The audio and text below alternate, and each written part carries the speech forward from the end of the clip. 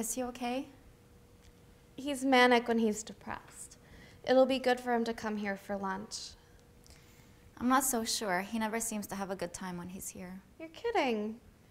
You're always so good to him. Food is always wonderful. Whenever I try to help him, he just gets so defensive.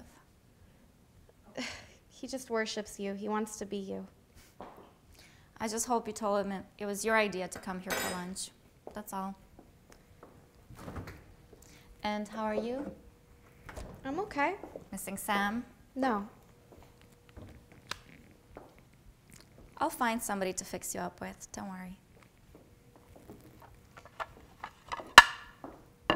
And how are you? How's Chris?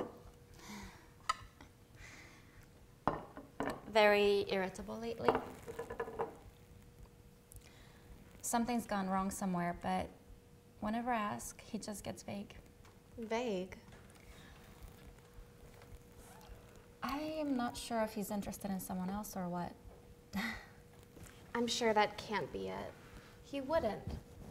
That can't be it. We used to talk about having children. But now, every time I mention it, he just wants to change the subject. You do have a child already. I know, but not with him.